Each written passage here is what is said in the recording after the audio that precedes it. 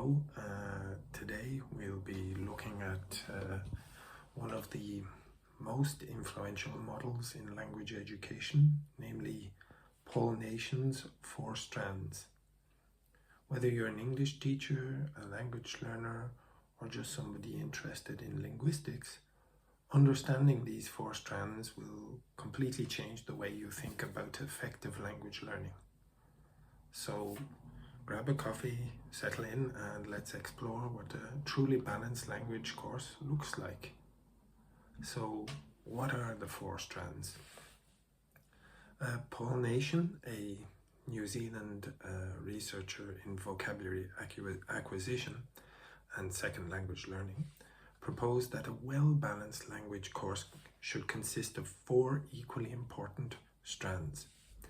Each of these strands supports different aspects of language learning, and together they ensure learners develop fluency, accuracy, and confidence. And the 4 strands are: 1. Meaning-focused input, 2. Meaning-focused output, 3. Language-focused learning, and 4. Fluency development. So let's break each of them down. Starting with the first of these. Meaning-focused input. This is all about understanding messages. Learners receive language they can understand, input that's comprehensible but slightly challenging. Think reading graded readers, watching TV shows with subtitles, or listening to a podcast on a familiar topic. But here's the key. The main goal is to understand the meaning, not to study the grammar or memorize vocabulary. To meet Nation's criteria for effective meaning-focused input, the content must be largely familiar or interesting. It should be at the right level, 95% plus known vocabulary, and there should be a clear communicative purpose. So imagine a student listening to a podcast about football because they love football, not to study verbs. And that's real meaning-focused input. They're picking up language as a byproduct of doing something meaningful. The next is meaning-focused output. If input is about understanding messages, output is about producing them.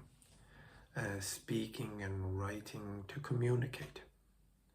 Here, learners are encouraged to use the language to express their own thoughts, solve problems, or give opinions. For example, students doing a role play at a restaurant, writing an email to a friend, giving a short presentation about their hometown. The focus is on meaning, not form. It doesn't matter if they make a few mistakes as long as they are understood. And the key idea is you learn by doing. To count as proper meaning-focused output, the learner must be forced to retrieve and use language. There should be a communicative gap, something to be conveyed or negotiated. And again, the focus must be on message transmission, not grammar drilling.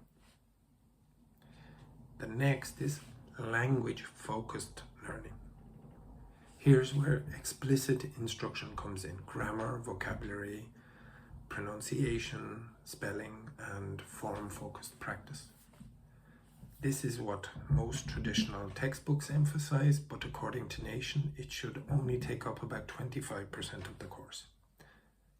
In this strand, learners study grammar rules and verb forms, learn spelling conventions and collocations, practice pronunciation patterns, memorize vocabulary using tools like word cards or Quizlet, for example. But Nation's warning is clear. Without this strand, learners plateau, especially in areas like accuracy and comprehension of complex texts. However, too much of it, and they don't build fluency or the ability to use language spontaneously. And finally, fluency development. The most overlooked yet crucial strand is fluency development. The goal here is to use language that is already known, not to learn new forms, but to get faster, smoother, and more authentic. Sorry. This is where learners get to build speed and confidence. So fluency tasks include 4-3-2 speaking activities where learners repeat the same talk with decreasing time limits like 4 minutes, 3 minutes, 2 minutes, etc.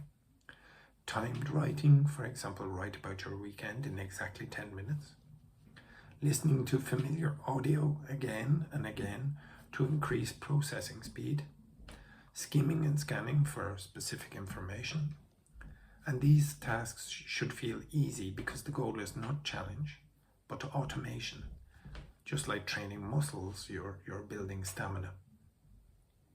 So why do all four matter? Sorry again. Well, pollination was clear. All four strands are essential and they should be equally represented. A class that focuses only on grammar, that's like a gym where you only train one arm, for example. A class that's just about conversation, great, but learners might fossilize errors without form-focused input. A course with just fluency tasks, useful, without exposure to new vocabulary though, learners don't grow. So balance is everything. So what should teachers and schools do? If you're a teacher, reflect on your weekly lessons. Ask yourself, how much time do my students spend reading and listening for meaning? Do they get real chances to speak and write for communication? Am I giving them focused instruction on tricky forms and vocabulary? Do I include practice to boost their fluency, speed, confidence, and flow? And if not, what could I tweak? If you're a student, look at your study habits. Are you only watching Netflix? Only doing grammar? Mix it up.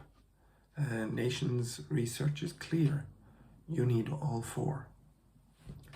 So there you have it. Paul Nation's 4 strands. 1, meaning-focused input. 2, meaning-focused output. 3, language-focused learning. And 4, fluency development. Each one reinforces the other. It's not a buffet where you choose your favorite. It's a balanced diet for language success. And the best part is you don't need expensive tools or fancy apps. Just intention, variety, and consistency. Anyway, thank you for listening, and I hope you found it useful. Thank you.